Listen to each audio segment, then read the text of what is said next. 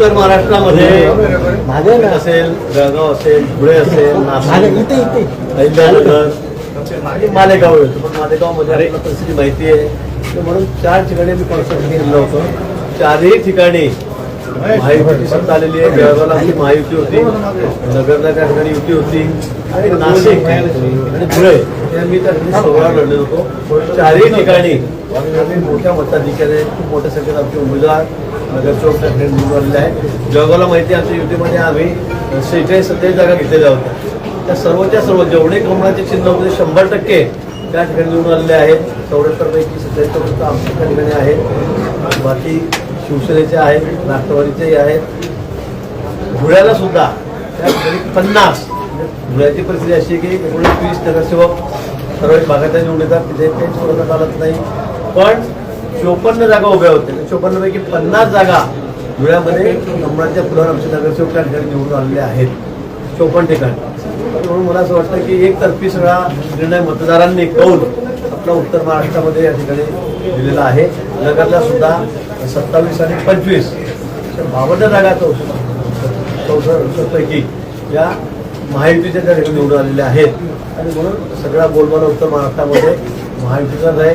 नाशिकला आपण बघितलं असेल, सर्वात लक्ष नाशिककडे होतं. या ठिकाणी 74 पैकी 75 पैकी या ठिकाणी 122 पैकी थोडी गल्लत होती जळगाव, तर 122 पैकी आम्ही 118 जागा लढलेलो होतो. 4 जागा आम्ही सोड दिलेल्या होत्या. तिथे काही उमेदवार फारसा उपयोग नव्हता, आणि म्हणून 118 जागा आम्ही लढलो. त्यापैकी 72 जागा आणि भारतीय जनता पक्षाच्या निवडून आलेल्या. आम्ही या ठिकाणी वेगवेगळे लढलो. शिंदे सेना आणि अजितदादा हे एकत्र लढले. आम्ही स्वतंत्र त्या ठिकाणी लढलेलो होतो. काही कारणामुळे जागेच्या वाटपावर फिसकटलेली होती, पण या ठिकाणी एकतर्फी 72 जागा आम्ही या ठिकाणी जिंकलेलो आहोत. म्हणून उत्तर महाराष्ट्रामध्ये सर्वच महापालिका मी एक हाती त्या जागेमध्ये घेतलेल्या आहेत. आपण गटनेत्यांसंदर्भात काही आज गटनेत्यांच्या संदर्भामध्ये कमिशनर ऑफिसला रजिस्ट्रेशन करायचं असतं. म्हणून आज जळगाव होतं, या ठिकाणी नाशिक आहे, अहिल्यानगर आहे. या ठिकाणचे रजिस्ट्रेशन गट आम्ही या ठिकाणी केलेले आहेत. गटप्रमुख जे आहेत ते आम्ही नेमलेले आहेत. धुळेच्या बाबतीमध्ये आमच्या एका नगरसेवकाची बहीण एक्सपायर झाली आणि दुसऱ्याला अटॅक आलेला आहे पॅरालिसिसचा. त्यामुळे आजच्या ते शक्य नव्हतं, म्हणून आम्ही 2 दिवस उशिरा नाही तर आम्ही एकत्रितपणे सगळे पूर्ण उत्तर महाराष्ट्र आज नोंदणी करणार होतो. पण धुळ्याचं 2 दिवसांनी पुन्हा या ठिकाणी येऊन तर त्या ठिकाणी सगळ्या नगरसेवकांना हजर ठेवावं लागतं. या ठिकाणी येतील आणि गट स्थापन करतात. भाऊ, कल्याण डोंबिवलीमध्ये शिंदेच्या शिवसेनेने भाजपला बाजूला ठेवून सत्ता स्थापन करण्याची तयारी सुरू केलेली आहे. याकडे कसं होतं? नाही, मला वाटतं या बाबतीमध्ये मला कुठली अधिकृत माहिती नाही. आणि दिल्लीहून सरळ विचारून किंवा आपण बघतात की एवढी गर्दी एअर शोच्या बाबतीमध्ये तिथे असेल किंवा इथे असेल हे सुद्धा मला संध मिळालेली नाही. तशी त्या बाबतीमध्ये मी माहिती घेतो. पण माननीय मुख्यमंत्री महोदय परदेशामध्ये आपल्याला माहिती आहे, बाहेर देशामध्ये आहे, ते लक्ष देऊन परिस्थितीवर मला वाटतं ते आल्यावर त्या ठिकाणी सगळे बोलतील नेते शिंदेसाहेब आहेत, ते मुख्यमंत्री महोदय असतील, काही ठिकाणी दादा असतील, त्या ठिकाणी एकत्रित बसून निर्णय करतील. डॉक्टर श्रीकांत शिंदे या सगळ्या संदर्भात म्हणाले, मनसेने पाठिंबा दिलेला आहे, ठाकरेंच्या शिवसेनेला पाठिंबा दिला तर बरं होईल, आम्ही सगळे मिळून सत्ता स्थापन करू असं ते म्हणतात. त्यांचं काय म्हणणं आहे मला माहीत नाही, पण मी पुन्हा सांगेन त्या ठिकाणी मला वाटतं मुख्यमंत्री महोदय शिंदे साहेब हे बसून निर्णय करतील. काल परवा संजय राऊत यांनी एक व्हिडिओ ट्विट केलेला होता आपला याच कार्यालयातला. या सगळ्या व्हिडिओमधून एक आपल्यावर टीका करण्याचा प्रयत्न त्यांनी केलेला होता. ह्या व्हिडिओमध्ये मला वाटतं संजय राऊतांना आता काही काम राहिलेलं नाही. तुम्ही बघितलं असेल त्यांची परिस्थिती काय झालेली आहे. आणि तुम्हाला आठवतं का, मी 10 वेळा बोललो असेल तुमच्यासमोर, ज्या सभेतही बोललो की उभाठाने एखादी महापालिका सांगावी की त्या ठिकाणी आमचा महापौर होतोय. खोटं ठरलं का?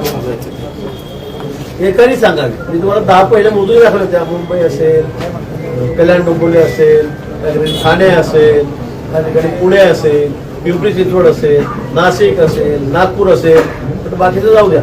पण तुम्ही या ठिकाणी सुद्धा सांगा 10 पैकी 15 पैकी तुम्ही एका ठिकाणी तुमचा महापौर आणताय. हे तत्व आता खरं ठरलं. कुठे नाही, किड्यासारखे ते दगडासारखे तांदळातल्या खड्यासारखे त्यांना सगळे बाहेर टाकलेलं आहे. म्हणजे बोडबोड करणाऱ्यांचं कोणी या ठिकाणी ऐकत नाही. हे सगळे बोलबच्चन आहेत, सगळे बाजूला झालेले आहेत. आज राज्यामध्ये 29 महापालिका आहेत, त्यापैकी 23-24 ठिकाणी महापौर हा भाजपचा होणार. आपण बघतात 2-3 ठिकाणी सोडलं भिवंडी सारखं असेल, मालेगाव सारखं असेल, कोल्हापूरला थोडी ओळखांतरलेली मला वाटतं, परभणीत असेल, एक 3-4 ठिकाणी सोडले तर जवळपास 24-25 ठिकाणी महापौर हा महायुतीचा होणार आहे. भाजपचे त्याच्यामध्ये खूप जास्त होणार आहे, ते आपण बघितलेलं आहे. त्यामुळे हे काय यांना ते अस्वस्थ झालेले आहेत, पण याच्या हिंमतीने दाद द्यावी लागेल. काय हो, मेरी टांग उपर, यांची टांग उपरच असते, चाललं त्यांचं परत रडगाणं. पण यांनी पुन्हा राऊतने सगळ्या शिवसेनेचा म्हणजे उभा त्याचा सत्यानाश केलेला आहे.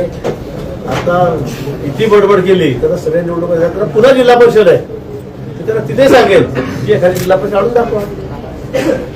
एवढी बडबड तर त्यांनी लोकांमध्ये करून केली, संपर्क केला, भेटले, तर मला वाटतं एखाद्या दुसऱ्या ठिकाणी हाताला किती लागेल. पण सकाळपासून नुसतं समोरून भोगात बसायचं आणि आपल्या समोर बसायचं आणि काहीतरी बडबड करायची, लोक आता यांच्याकडे लक्ष देत नाही, कोणी लक्ष देत नाही. या निकालावर आपलं लक्षात आलं असेल तेवढा विक्रमी मतं लोकांनी भारतीय जनता पक्षाला दिले, महायुतीला दिले. पिंपरी चिंचवड बघा, पुणे बघा, आपण त्या ठिकाणी सगळ्या ठिकाणी काय राहिलं यांचं, काही राहिलं नाही. नागपूर सारखं असेल, या इथेच बघा तुम्ही 2 आकडे तरी पोहोचले, पण काय त्याची अवस्था झालेली आहे. पण बडबड करायची, खोटं बोल, पण नेटाने बोल, पुन्हा पडल्यावर सुद्धा आम्ही सगळ्यात पुढे असं दाखवायचं आणि आपण चालू ठेवतो बडबड. विरोधकांना अजूनही प्रश्नी पडलेलं नाहीये. विरोधक असं म्हणतायत की संकटमोचक आणि त्यांचे हनुमान यांनी नेमकं 2 दिवसात काय केलं आम्हाला काहीच कळालं नाही, एकदम सगळे मतं फिरले. त्याच्या आधी काय होणार होतं, त्याच्या आधी काय होणार होतं. उगाच त्यांना फाजील आत्मविश्वास होता, आमचे 70 येत आहेत, आमचे 75 येत आहेत, फाजील आत्मविश्वास होता. जगा बघा, नाशिककरांचा विश्वास हा भारतीय जनता पक्षावर आहे, तुम्हाला सांगतो. देवेंद्रजींवर आहे, मोदीजींवर आहे. त्यांनाही माहिती आहे दिल्लीपासून गल्लीपर्यंत सगळी सत्ता भाजपची, सगळा देश भाजपमय झालेला आहे. आणि त्यामुळे जनता जनार्दन मतदार हे सगळे आमच्या बरोबरच होते. पण त्यांना खालून असं सांगितलं गेलं की नाही 70, 75, 80 ते आम्हाला रोजच आहे, ते आम्हाला रोजचं आहे. पण आम्हाला माहित होतं, म्हणून मी तुम्हाला सांगितलं की आता आम्ही 80च्या खाली घेणार. आमच्या काही चुका झाल्यात, त्या मान्य केल्या, तुमच्या समोर मान्य केल्या. त्या चुका जर आमच्या झाल्या नसत्या, आम्ही सगळे जर एक संघ असतो, मी तुम्हाला सांगतो की हा आकडा 95-100 पर्यंतच गेला असता. 95-100 गेलेलाच होता. पण आमच्या लोकांच्या काही चुका झाल्या, त्यामुळे आम्ही सांगतो 20-25 जागा मागे आलो. अन्यथा यांना हातीचे मित्र पक्ष काय बोलू, ते 25-26 पर्यंत आलेले आहेत, तर हे 10च्या ट्रेन. नाशिकचा गटनेता कोण असतो? सगळ्याच त्या गटनेता काही एवढा महत्वाचा विषय नाही. आता धुळ्याचं झालंय, जळगावचं ठरलं, नगरचं झालं, सगळ्यांनी तो रजिस्टर करतील. आता नाशिकचं सगळं सुरू आहे. कुठेतरी चांगला सिनियर कार्यकर्ता असेल तो त्या ठिकाणी निवडणूक करू. पक्षातलाच असणार आहे की नव्याने आलेला असणार आहे? काय याच्यामध्ये काय दुसरे पक्षाचे जे जातात नवा याच्यामध्ये माझं नाही कुठे काही. मंत्रिमंडळामध्ये पण आता किती नवीन मंत्री गेलेले आहेत. त्याच्यामुळे इकडे एकदा सगळ्या नद्या महासागरात बुडाल्या की ते सगळं सागरच तयार होतो. तशी ही वेगळी नदी आहे समुद्र गेल्यावर, पण ही वेगळी नदी आपल्या समोर आलेली असं आपण पुढे म्हणतो. ही गोदावरी आली, ही गंगा आली, थोडं पाण्याचा रंग वेगवेगळा असतो. पण ते समुद्रातल्या एक होतं ना, तुम्ही ओळखू शकाल का समुद्रामध्ये एकोणती नदीचं पाणी असं नाही होत. हो, एबी फॉर्मवरून जो गोंधळ झाला होता त्यासाठी द्विसदस्यीय चौकशी समिती नेमलीत अशी ही माहिती तशी सुद्धा त्या संदर्भामध्ये सुद्धा मुख्यमंत्री महोदयांनी आदेश दिलेले आहेत. त्या संदर्भामध्ये सगळा अहवाल मुख्यमंत्री महोदयांकडे जाणार. तर त्या तशा जर आमच्या काही चुका झाल्या नसत्या तर मी तुम्हाला सांगतो आम्ही 100वरच होतो. 100 आम्ही घातले. मला सगळी कल्पना आहे नाशिकमध्ये. ते सगळ्या चुका झाल्या, मग त्यामुळे अपक्ष लोकांना आम्हाला 4 जणांच्या पॅनलला घ्यावं लागलं. 4 जागा पडल्या. एकदा एक पॅनल झालं, एक कंबळ झालं 4 ठिकाणी, पण त्याला काही पर्याय नसतो. आपण मग एक याला दे, एक कपाटाला दे, एक कुलपाला दे, एक किल्लीला दे, ते जमत नाही. हिंदी में क्या कहेंगे? आज 26 जानेवारी पुन्हा आलेली आहे. आता झेंडावंदन कोणाच्या हस्ते आहे? ते माननीय मुख्यमंत्री ठरवतील. तुम्ही मागे म्हटले होते की मित्र पक्ष पण म्हणतायत की गिरीश नाशिकचं पालकमंत्री पाहिजे. त्याच्यामध्ये कळत नाही. ते फक्त मी सांगितलं त्यावेळेला की प्रॉब्लेम हा रायगडचाच चाललेला आहे. इथे या बाबतीमध्ये कोणाचं जमत नाहीये. पण आम्ही काही अग्री करत नाही की आम्ही भांडत पण नाहीये. मला आता झेंडा होणार मुख्यमंत्री सांगतील. भाऊ, मुंबईमध्ये ठाकरे गटाचा एक नगरसेविका फुटलेली आहे आणि ती शिंदे गटात आलेली आहे अशी चर्चा. मुंबईमध्ये ठाकरे गटाची नगरसेविका ही शिंदे गटात आल्याची चर्चा आहे. अजून तर सुरुवात आहे, अजून तर काही झालेलं नाही. पुढे काय काय होतं ते अजून भाऊ हिंदी में क्या कहेंगे भाऊ? आज पार्षदों की मीटिंग हुई है, गठ नेता के चुनाव के बारे में क्या उत्तर कहेंगे? महाराष्ट्र में सभी मतलब जलगांव, भिलिया, नासिक, अहिल्यानगर, 4 महापालिका हमारे लिए महत्वपूर्ण है। चारों जगह महायुति के सरकार वहाँ पर है, स्वतंत्र लड़े थे, जैसे नासिक में है, दुलिया में है, तो वहाँ पे भी 80%, 90% लोग हमारे चुन कर आए। जलगांव में तो 100% लोग हमारे चुन के आए हैं। तो मुझे लगता है कि उत्तर महाराष्ट्र महायुति का, बीजेपी का गढ़ है, यह सिद्ध हो चुका है। और आज गठ नेता हमने चुना है, रजिस्ट्रेशन करना पड़ता है कमिश्नर ऑफिस में आके। सभी जलगांव के सभी पार्षद जो है धुलिया गया, शायद 2 दिन बाद आएंगे, वहाँ थोड़ा प्रॉब्लम हो गया, एक पार्षद को अटैक आ गया, एक सिस्टर एक्सपायर हो गई, उसके आ नहीं पाए, 2 दिन बाद वो भी आकर यहाँ पर रजिस्ट्रेशन करेंगे। अभी आपने देखा है कि नासिक का काम शुरू है, सब लोग जाकर कमिश्नर ऑफिस में जाके घर स्थापित करेंगे।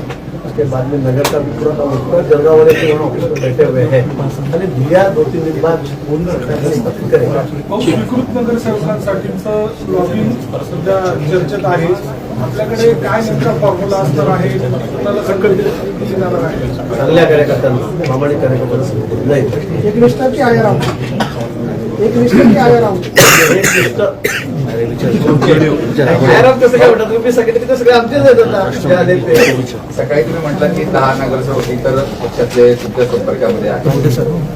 हा, नाशिकमध्ये सुद्धा आमच्याकडे सगळीकडे करतात. जळगाव सुद्धा वाटतं आम्हाला घेऊन जाता. त्यामुळे आता मी सांगणार नाही नावं का पक्ष सुद्धा पण आहेत. त्यांना वाटतंय की आता मुख्य प्रवाहामध्ये यावं. आता महापौर आमचा होणार आहे, सगळी सत्ता आमच्याकडेच आहे. कुंभमेळ्यासारखं मोठा एक चांगला उपक्रम म्हणा, धार्मिक उत्साह हा आमच्याकडे या ठिकाणी आहे. त्यामुळे सगळ्यांना वाटतं की आपण यामध्ये सामील झालं पाहिजे, आपल्याला काम करायला मिळालं पाहिजे. अनेक नगरसेवक आहेत, त्यांना वाटतं की आम्हाला या पक्षात जायचं आहे. म्हणजे अजून 2च दिवस झाले निकाल लागून, अनेक जण इच्छुक आहेत. शिंदेच्या शिवसेनेला सहभागी करून घेणार मुंबईच्या वाटाघाटींमध्ये शिंदेतल्या काही लोकांना त्या शिंदे गटात या ठिकाणी मी वेगळे लढलो. त्यांचे मला वाटतं की 26 नगरसेवक निवडले, आमचे 72 नगरसेवक निवडून आलेले. तरी पण मला वाटतं इतर ठिकाणी काय काय होतंय, तसं तुम्ही म्हणतात ऐकलंय काय जे असेल ते, मला वाटतं एकत्रितपणे आमचे दोन्ही नेते जे आहेत ते बसून या संदर्भामध्ये निर्णय करतील. मी या संदर्भामध्ये राहते समजतो. भाऊ कल एरोबेटिक शो होने वाला है, एरोबेटिक शो होने वाला है, कल उसके लिए किस तरह की म्हटलं काही पक्षांचे नगरसेवक तुमच्या संपर्कामध्ये, काही आमदारांनी बरेच संपर्कात असं कळत आहे. थोड्याच दिवसात तुम्ही जे मला म्हटलं सांगा, आमदार किती झाले आमच्याकडे, तर आम्ही ठेवायचे कुठे? 129 137 आमदार तर आमच्याकडेच आहे. त्याला शिल्लक पण आली कोणाची वेळ आलेली आहे. पण आहेत बरेच लोक आहेत की त्यांना तिकडे असं वाटतच नाही. खरं सांगून आपल्याला एवढं मला वाटतं की आम्ही जर ठरवलं तर पूर्ण राज्यावर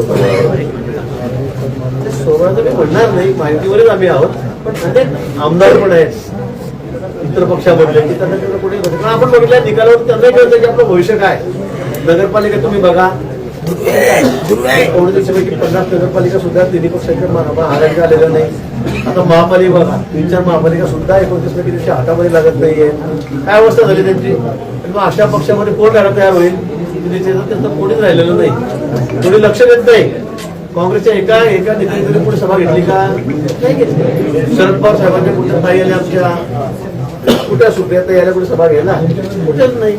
पवार साहेब ठीक आहे, तर ते घेणार नाही, घेऊ शकत नाही, त्याच्यावर तुम्ही म्हणणार नाही. पण खाते दुसऱ्या फळीमध्ये कोण आलं खातं? कोणीच नाही आलं. सध्या खाली कोण आहे?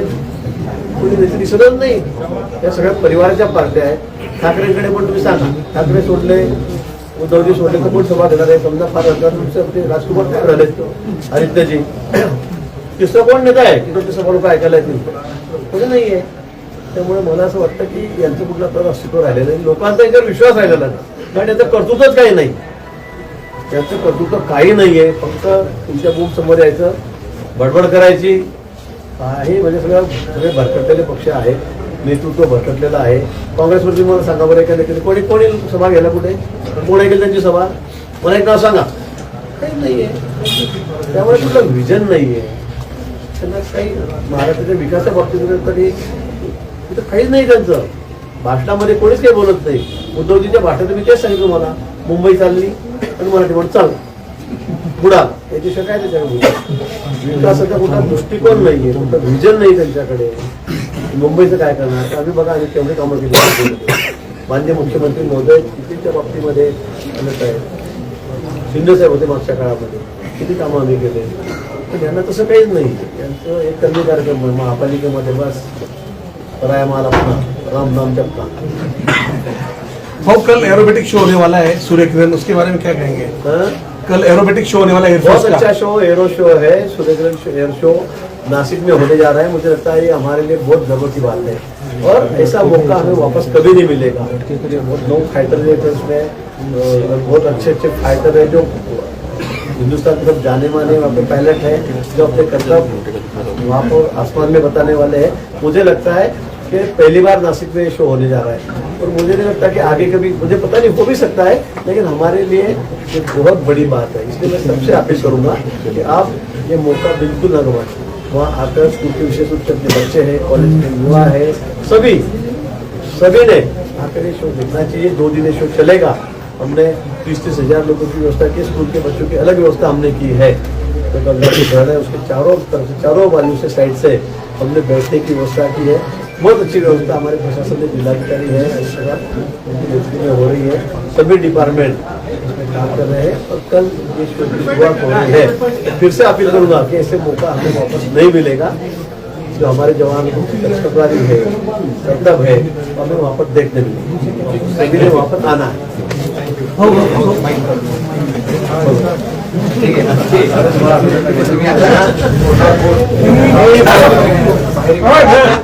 प्रकाश भाऊ, प्रकाश भाऊ, खाली पडेल असं म्हणतात.